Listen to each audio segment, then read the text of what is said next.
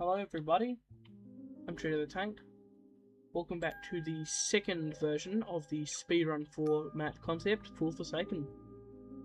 I have done some layout changes and a lot of general changes around the map, a lot of fixing. This video, I'm going to go through all of it. I'm going to have a silent section where I go through the map, and then I'm going to have a second section, it's going to be a little longer, where I talk about the changes I've done, and some of the changes I would have talked, or stuff I would have talked about in the first video, just so everyone is caught up. If you like the concept, or you have any critiques or ideas, please comment. And if you would like to see more maps, then, I don't know, like the video. I've got the community posts, which I have like polls on, and updates for maps and stuff that I'm doing. So, if you'd like to see more, you know, you can have a look at that. And yeah, this is the speedrun floor map concept number 2.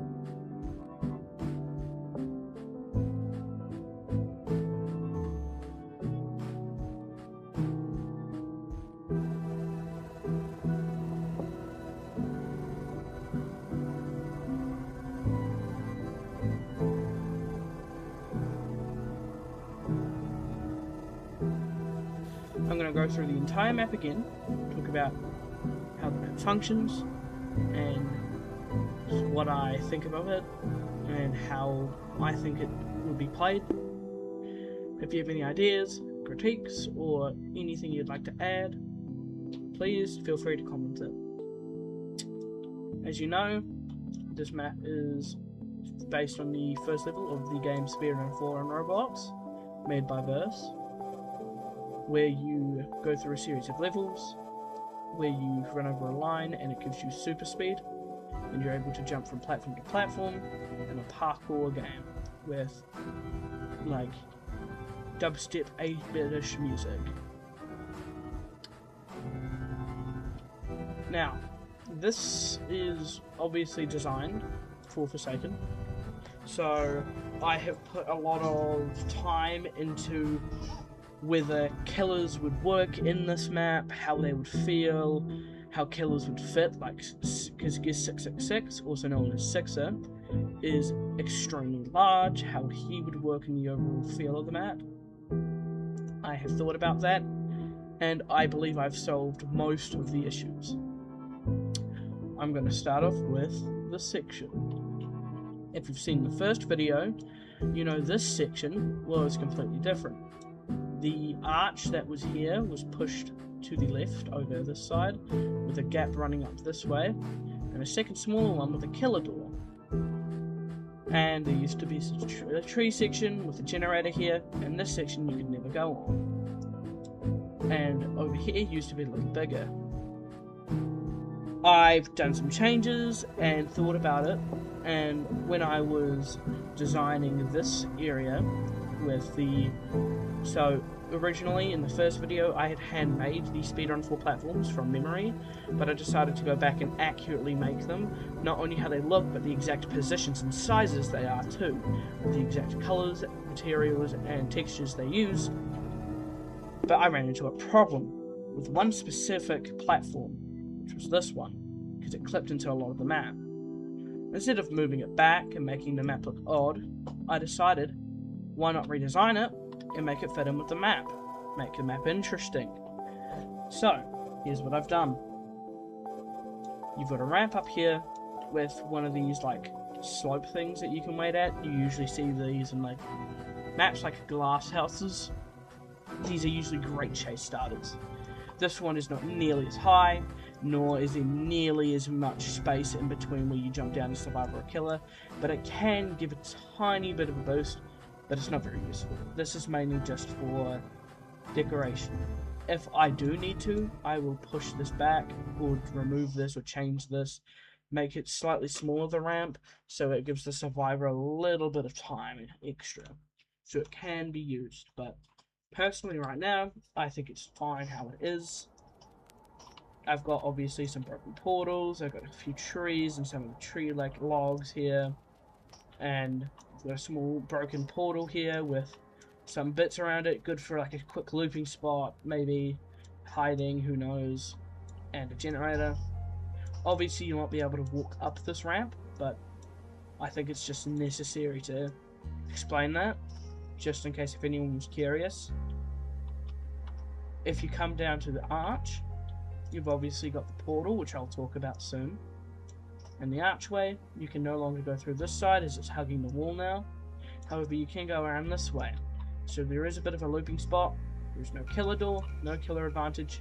This is one of the only looping spots in the game that I think survivors would have success in using. We've got this section. This is the section of the map that's probably changed the least over time. And this is the ramp. This is one of the very first things, just with the arch, that I ever made for the map. And it's still pretty much the same. Nothing's really changed. The generator hasn't moved. It's still got the log sticking out. However, I have added this killer door, and that's due to a new section back this way. I'm going to talk about this whole area in one go because I think it was necessary. This area is added when I changed the ramp here, and this area was changed due to two different comments I got on the first video. The first comment I got on the first video was, this killer door should have a ramp, because it used to just be a drop down. I agreed. The reasoning was simple, and it was like reasonable to have the ramp here. If the killer jumps down and the survivor saw that, what's stopping them from running back up, punishing the killer to either chase them by going this way or go this way, which means the survivor can just, you know, sit at a check spot, wait for to see the killer, and run away. That isn't fun, so I did try to add a little bit of blockage, although I don't think it's going to be super helpful, especially with characters like Sixer. I'll see how the lighting goes, but it's going to be useful because of this, right here.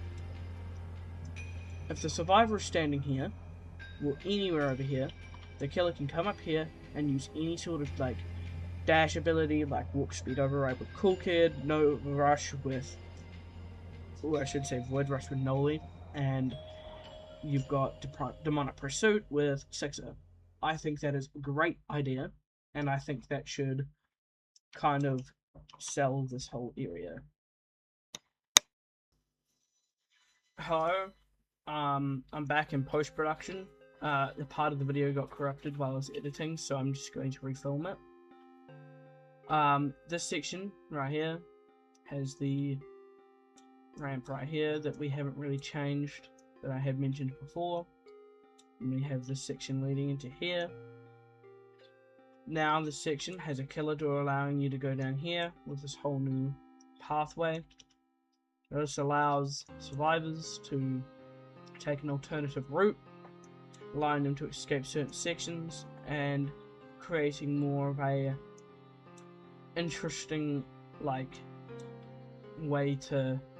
an interesting path to go. So you no longer have to take the same path, which would usually result in you dying. And this killer door is still useful because you can always jump down here if you see them go this way. There's a killer door here, so you're able to sort of ambush them if they're trying to corner peek for a chase starter.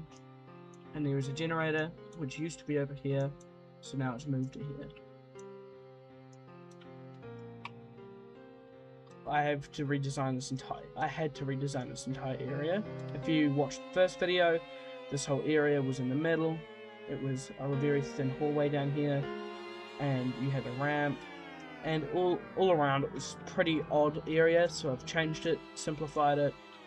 So now you've got a ramp here, to the front, to the left, generator, portal, which I'll also talk about later, which is, which if you've seen the first video you know what they are. But then you've got the killer door right here allowing easy access to the ramps and an open area. This is good because this allows for the survivor to easily traverse the map and the killer to catch survivors off guard if they're trying to do generators or trying to go somewhere non-obvious and stay out of the open. You've got this little waiting spot, it's not really changed. And you've got this side of the map. This whole area hasn't changed from the first video. Little gap here, so this is good for John Doe puddles, and it still can be looped by survivors as they can still pretty much hug the wall and get the same distance. Other than maybe this tree giving them a bit of trouble, but a John Doe trap can go really well here, cutting off this entire area. You've got this generator here with 2 good looping spots, and although there's pretty decent looping spots, they're not the best, but they're okay. There is no real direction for you to go here with this, and I think that's a good idea because that means it at least means that if the killer is able to catch up, that forces the survivor to deliver. Continue to loop and possibly risk dying, or try go somewhere different. I've made some slight changes to this area. It's got this wall, and this should allow survivors to duck behind cover if there's any sort of dash ability, as well as a lot of the projectiles. It's hard for them to hit, so it forces the killer to come around this way or this way. Survivor can always double back. That kind of acts the same for this area in this corner. However, it's a little easier due to the distance of the door at the wall here. So Nova and Crop Nature would be very good in this, and even the Infernal Cry.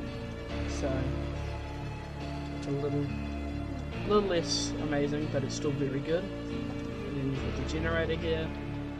We've got this little area right here. Little ramp, it's fine, it's great. It's just a simple little ramp area with a generator. It's out in the open.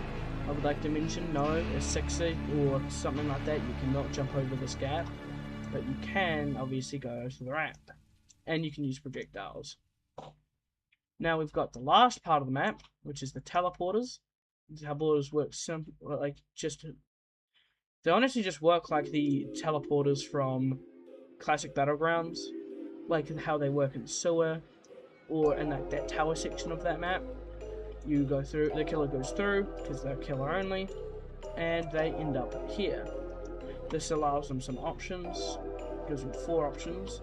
They can either drop down here, so they start at this corner section over on the like right side of the map, you can either go to the top right side of the map at the start of the bridge.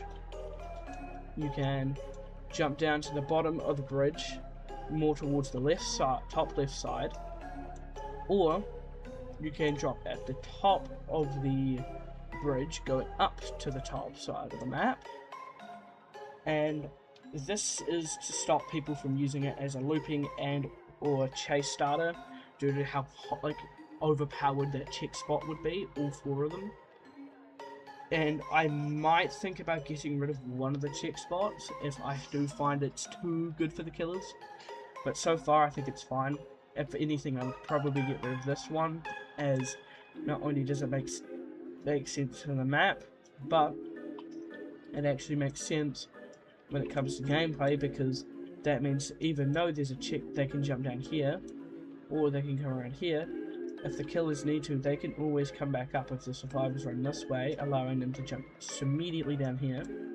Or if they run this way, the killer can always take the teleporter to jump down here, or just continue chasing to a different position.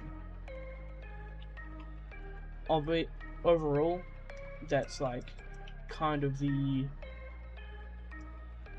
like main map functions. There's a few other small details, like how I added this little arch here because I thought it looked cool, as well as these are now proper accurate sizes, colors, and the exact like looks of the platforms from Speedrun 4. That's why this whole thing got replaced, and this whole section of the map down here is because I had to model these, and overall it's a lot more accurate.